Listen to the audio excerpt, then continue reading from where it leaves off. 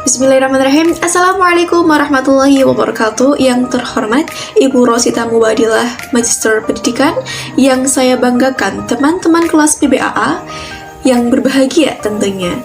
Alhamdulillahirrahmanirrahim, pada pagi hari ini kita dapat melanjutkan presentasi pada pertemuan yang keberapa ini? Yang ke-14 bersama saya Alvin Lailatul Baufira dan Ardana Nurullah Ahmad, juga Emi Darawati Istiqomah, yang akan mempresentasikan makalah yang berjudul Kedatangan Islam di Indonesia, yakni teori masuknya Islam ke Indonesia dan proses Islamisasi. Baik, langsung saja kita masuk ke materi yang pertama, yakni teori masuknya Islam ke Indonesia. Teman-teman, kita tahu bahwasannya mayoritas penduduk Indonesia ini, 80% penduduknya adalah beragama Islam. Ada yang tahu kenapa? Karena Indonesia ini penyebaran agama Islamnya sangat luas, sangat cepat, efektif, dan efisien.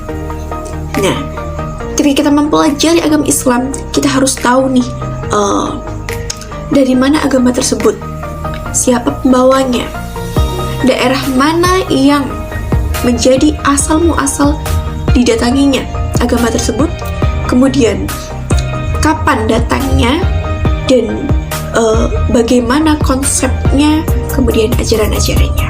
Nah, di sini kita perlu sekali mempelajari kedatangan Islam di Indonesia untuk menambah kepercayaan kita, untuk menambah pengetahuan kita tentunya dalam mempelajari agama Islam ini. Nah, dalam mempelajari masuknya Islam ke Indonesia ini terdapat beberapa teori. Teori ini dilahirkan karena adanya beberapa pendapat dari para ahli sejarawan. Ada yang mengatakan bahwa Islam datang ke Indonesia pada abad ke-7 Masehi. Ada yang bilang pada abad ke-11 Masehi. Ada juga yang bilang pada abad ke-13 Masehi. Nah, berbeda-beda kan?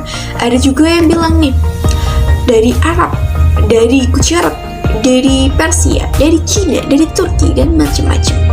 Nah, keseluruhan perbedaan ini dirangkum oleh para ahli sejarawan menjadi 5 teori masuknya Islam ke Indonesia. Apa aja?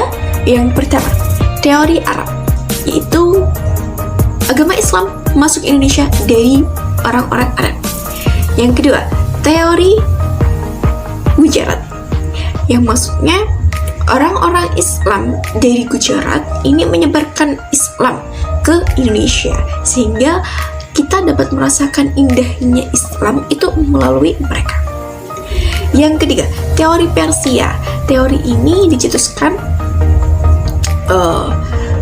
karena ada pendapat yang bilang bahwa agama Islam yang masuk ke Indonesia ini dibawakan oleh orang-orang Persia. Kemudian juga ada Cina, ada teori Cina dan juga teori Turki. Ini pengertiannya berbeda-beda ya teman-teman. Untuk pembagian materi ini akan dijelaskan oleh rekan Ardana, kemudian nanti dilanjutkan oleh rekan Nita Emi Darawati. Baik, kepada rekan Ardana dan rekan Nita Emi Darawati, saya persilahkan.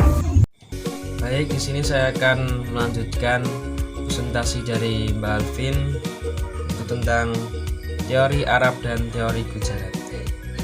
Teori Arab menjelaskan bahwasannya masuknya Islam di Indonesia diperkirakan berasal dari Timur Tengah, tepatnya Arab. Teori Arab atau Mekah ini didukung oleh J.C. Van Leur, Anthony H. Jones, Dewi Arnold, hingga Abdul Malik Karim Amrullah atau Buya Hamka. Menurut Buya Hamka, Islam sudah menyebar di Nusantara sejak abad ke-7 Masehi. Hamka dalam bukunya yang berjudul Sejarah Umat Islam yang menjelaskan salah satu bukti yang menunjukkan bahwa Islam masuk ke Nusantara dari orang-orang Arab. Bukti yang diajukan Buya Hamka adalah naskah kuno dari Cina yang menyebutkan bahwa sekelompok bangsa Arab telah bermukim di kawasan pantai barat Sumatera pada 625 Masehi.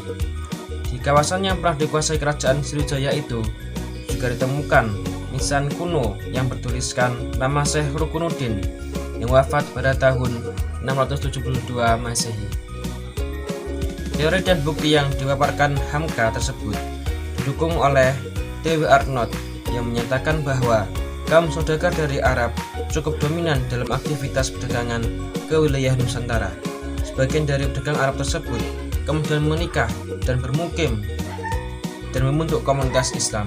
Mereka bersama-sama kemudian melakukan kegiatan dakwah Islam di berbagai wilayah di Nusantara. Kemudian poin kedua adalah teori India atau Gujarat.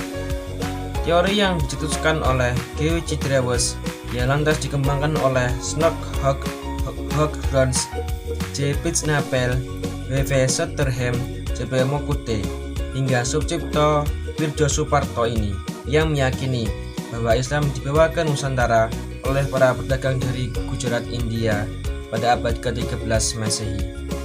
Kaum saudagar Gujarat datang melalui Selat Malaka dan menjalin kontak dengan orang-orang lokal di bagian barat Nusantara yang kemudian melahirkan Kesultanan Samudra Pasai sebagai kerajaan Islam pertama di Indonesia. Salah satu bukti yang mendukung teori ini telah ditemukannya makam Malik As-Saleh dengan angka 1297. Nama asli Malik As-Saleh sebelum masuk Islam adalah Marah Silu. Ia merupakan pendiri Kesultanan Samudra Pasai di Aceh. Dikutip dari buku Arkeologi Islam Nusantara 2009 karya Oka Cas Sandrasasmita, corak batu nisan Sultan Malik As-Saleh memiliki kemiripan dengan corak batu nisan di Gujarat. Selain itu, hubungan dagang antara Nusantara dengan India telah lama terjalin. Ditemukan pula batu nisan lain di pesisir utara Sumatera yang bertanggal 17 Zulhijjah 830 Hijriah atau 27 September 1528 Masehi. Makam ini memiliki batu nisan serupa dari Kambe, Gujarat, dan menjadi nisan pula untuk makam Maulana Malik Ibrahim. Itu salah satu wali Songo yang wafat tahun 1519. Baik, cukup sekian yang dapat saya sampaikan. Untuk materi selanjutnya akan disampaikan oleh teman saya, Emi Darawati. Dan yang saya persilakan. Baik, yang selanjutnya adalah teori Persia. Bukti yang diajukan teori ini adalah ditemukan pengaruh Persia dalam kehidupan masyarakat pada abad ke-11. Bukti-bukti tersebut mengacu pada pengaruh bahasa. Ini dapat dilihat dari bahasa Arab yang digunakan masyarakat Indonesia. Kata-kata yang berakhiran huruf ta pada kata marbutoh ketika berhenti dibaca h. Menurut Nurhalis, ini menunjukkan bahwa bahasa Arab tidak langsung dari Arab, tapi dari Persia. Salah seorang tokoh teori ini adalah Husain Jazadinirat. Teori ini menitikberatkan tinjauannya kepada budaya yang hidup di kalangan masyarakat Islam Indonesia dan memiliki kesamaan dengan India atau Gujarat. Di antaranya adalah yang pertama, adanya peringatan 10 Muharram sebagai hari Asyura yang dikenal sebagai hari peringatan orang Syiah atas terbunuhnya Husain bin Ali bin Abi Thalib. Yang kedua, adanya kesamaan ajaran antara Syekh Siti Jenar dan ajaran Sufi Iran Al-Halaj. Yang ketiga, penggunaan istilah bahasa Iran dalam pengajian Quran tingkat awal dalam sistem mengeja huruf Arab untuk tanda-tanda dan huruf harokah. Yang keempat, nisan pada makam Maliki Soleh dan makam Malik Ibrahim. Yang kelima, pengakuan umat Islam Indonesia terhadap madhab Syafi'i sebagai madhab yang paling utama di daerah Malabar. Dan selanjutnya adalah teori Cina. Menurut teori ini, Islam datang ke Indonesia dibawa oleh pedagang-pedagang Muslim Cina melalui jalur perdagangan pada abad ke-7 sampai 8 Masehi. Adapun tempat yang pertama didatangi adalah daerah Sumatera. Perlu diketahui bahwa teori ini tidak berbicara tentang awal datangnya Islam ke Indonesia, melainkan tentang peran Muslim Cina dalam menyumbangkan data informasi tentang adanya komunitas Muslim di Indonesia, serta perannya dalam perkembangan pada abad ke-15 atau 16 Masehi. Kondisi ini dapat dipahami karena selain Islam di Cina datang lebih awal, dan tak hanya itu juga lebih berkembang. Ini dibuktikan dengan data sejarah yang menyebutkan pada abad ke-7 Guangzhou sudah memiliki masjid Huaxingzi, sementara di Indonesia baru ditemukan makam-makam individu atau interaksi utusan dagang. Teori ini menjadi lemah karena tidak ditemukan satupun tanda tentang kehadiran masyarakat Cina di zaman Lobu Tua dan Barus, meski banyak ditemukan keramik Cina. Yang selanjutnya adalah teori Turki. Teori perkembangan ini diajukan oleh Martin van Bruinesang. Menurutnya, selain orang Arab dan Cina, orang Indonesia juga menerima Islam dari orang-orang Kurdi dan dari Turki. Alasan yang diajukan adalah yang pertama, banyak ulama Kurdi yang berperan aktif dalam dakwah Islam Indonesia. Yang kedua, kitab karangan ulama Kurdi menjadikan rujukan yang berpengaruh luas, di antaranya pengaruh ulama Ibrahim Al-Qurani, seorang ulama Turki di Indonesia melalui tarekat Syatariah. Yang keempat, tradisi Barzanji yang terpopuler di Indonesia. Pada hakikatnya, teori tentang masuknya Islam ke Indonesia memiliki keunggulan dan keterbatasan. Tidak ada teori yang baku dan pasti. Pendapat ini disandarkan pada pendapat Asyumardi yang berbunyi, sesungguhnya kedatangan Islam ke Indonesia datang dalam kompleksitas, yaitu tidak berasal dari satu tempat, peran kelompok tunggal, dan tidak dalam waktu yang sama.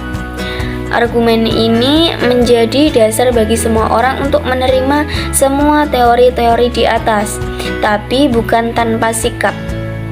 Idealnya, kehadiran teori-teori tersebut tidak membuat stagnannya penelitian dan diskusi tentang masuknya Islam, karena masih ada ruang yang sangat luas untuk mengoreksi atau menguatkan teori-teori yang ada. Baik teman-teman, setelah adanya penjelasan dari rekan Advena dan rekan KM Darwati, saya lanjutkan untuk menjelaskan proses Islamisasi penduduk Indonesia. Bagaimana prosesnya? Yakni kita ketahui bahwasannya tadi kan sudah dijelaskan kalau masuknya Islam ke Indonesia itu tidak hanya berjalan sekali, tidak hanya dibawakan oleh satu orang, tidak hanya berasal dari satu tempat, tapi dari berbagai macam tempat, berbagai macam orang. Ini menurut pendapat para ahli, gitu ya. Nah, pendapat ini juga diungkapkan dengan adanya penelitian-penelitian seperti itu. Dari pendapat-pendapat tersebut, kita tahu bahwasannya dengan kondisi geografis wilayah Indonesia sebagai jalur perdagangan dunia, para pedagang internasional, terutama di negara timur, ikut serta dalam meramaikan kasana perdagangan di dunia. Nah, Indonesia ini menjadi jalur perdagangan internasional, jadi tidak heran bahwasannya banyak orang yang berdatangan ke Indonesia, termasuk para penjajah pendahulu, yakni Belanda dan juga Jepang. Nah, setelah Belanda ini ada Islam, seperti itu teman-teman. Nah, dari berbagai peristiwa masuknya Islam ke Indonesia, kemudian peristiwa-peristiwa pengislaman atau pendakwahan para pendakwah dari berbagai daerah, ini dapat dirangkum bahwasannya jalur masuk Islam yang dikonsepkan gitu ya, yang dikonsepkan oleh para pendakwah ini bisa kita rangkum jadi 6 jalur. Oke, yang pertama jalur perdagangan. Jalur perdagangan ini terjadi karena ya tadi saya kan sudah bilang bahwasanya Indonesia ini menjadi jalur perdagangan internasional. Jadi banyak sekali para pedagang-pedagang dari dunia datang ke Indonesia untuk melakukan interaksi perdagangan dengan masyarakat pribumi atau dengan penduduk pribumi, ini penduduk Indonesia. Nah, dari interaksi perdagangan ini mereka memanfaatkan situasi yang seperti ini untuk mendakwahkan Islam. Ya, jadi sembari mereka melakukan perdagangan, sembari mereka meningkatkan keekonomian mereka, mereka juga menyebarluaskan Islam kepada penduduk pribumi seperti itu, teman-teman. Dari interaksi perdagangan ini ikut campurnya para bangsawan dan juga masyarakat lokal, sehingga banyak dari mereka yang masuk Islam. Nah, di sini kita dapat fahami bahwasanya mereka yang sudah menjalin interaksi dengan penduduk pribumi, baik itu dari segi bangsawan ataupun bukan, akan melakukan yang namanya kesuksesan dalam perdagangan. Jadi mereka ini karena di negara timur kan dikenal dengan jagonya berdagang gitu ya. Jadi mereka di Indonesia ini pandai banget dalam mengelola ekonomi, sehingga mereka sukses. Kesuksesan yang mereka capai ini menjadi pusat perhatian para penduduk pribumi, sehingga banyak keluarga putri pribumi baik dari golongan bangsawan ataupun dari golongan masyarakat biasa itu tertarik dengan para pedagang tersebut sehingga ingin menikah. Nah, pernikahan tersebut dilaksanakan. Namun, sebelum pernikahan tersebut dilaksanakan, para pedagang muslim memberikan syarat kepada para wanita pribumi sebelum mereka menikah. Mereka harus mengucapkan kalimat syahadat. Ya, ini proses islamisasi masuk. Jadi jalur yang kedua adalah jalur perkawinan. Setelah jalur perdagangan, jalur perkawinan. Oke, dari jalur perkawinan ini timbullah permukiman. Karena kan mereka menciptakan suatu keluarga. Kemudian keluarga tersebut, jikalau mereka menikah dengan keluarga bangsawan, maka mereka akan menguasai kerajaan. Jika mereka menikah dengan warga masyarakat lokal, maka mereka akan membuat suatu permukiman. Permukiman dan kerajaan inilah yang nantinya akan mengembangbiakkan Islam dalam masyarakat. Seperti itu. Lain lagi dengan jalur tasawuf. Jalur yang ketiga, jalur tasawuf. Pada abad ke-11, para sufi datang ke Indonesia dengan membawa sistem pengajaran tentang Islam. Metodenya dengan melakukan adaptasi terhadap kepercayaan lokal.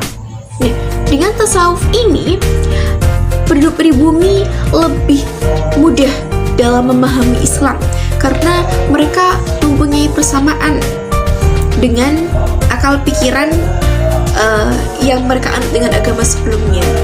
Jadi emang tujuannya para sufi yakni memudahkan gitu ya mereka dalam memahami Islam, menyangkut pautkan dengan agama-agama sebelumnya.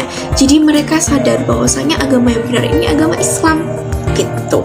Selain itu para sufi juga pandai dalam mengobati orang. Jadi banyak orang datang kemudian meminta diobati seperti itu. Hal-hal majis mereka mahir sekali seperti itu. Nah, kemudian jalur yang keempat ini jalur pendidikan.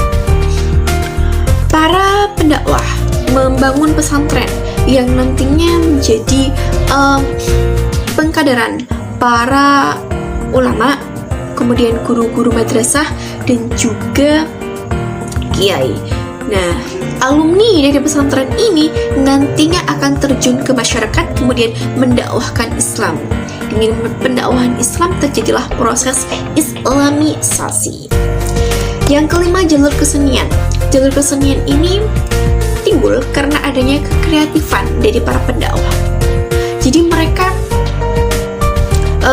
memasukkan nilai-nilai Islam ke dalam kesenian lokal, seperti halnya yang dilakukan oleh Sunan Kalijaga yang menggunakan seni perwayangan dalam metode dakwahnya, sehingga beliau lebih mudah menyampaikan pesan-pesan moral keislaman dalam pertunjukan wayang yang dilakukannya.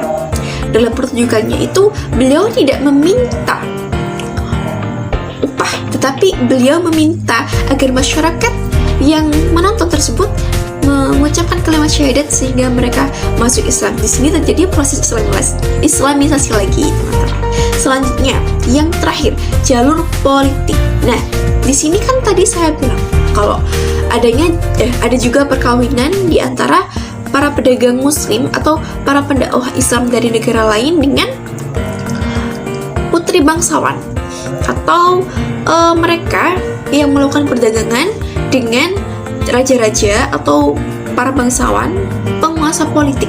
Nah, dari sini kita tahu nih bahwasanya raja yang masuk Islam nantinya rakyatnya juga akan masuk Islam. Nah, di sini terjadi proses islamisasi secara efektif dan efisien, di mana satu orang masuk Islam, seluruh orang masuk Islam, seperti itu. Jadi ketika kita mendekati jalur kerajaan, itu akan lebih semakin mudah kita dalam menyebarkan agama Islam. Selain itu, kita juga dapat melakukan perluasan wilayah ke ke daerah-daerah non-Muslim. Dengan perluasan wilayah tersebut, kita bisa mendakwahkan Islam, mengajak mereka yang sudah kita kita ajak masuk Islam dengan bukan penjajahan sih, lebih tepatnya memperluas wilayah seperti itu. Baik teman-teman, setelah usai penjelasan dari kami untuk materi kedatangan Islam ke Indonesia, selanjutnya akan ditutup oleh Mas Ardana.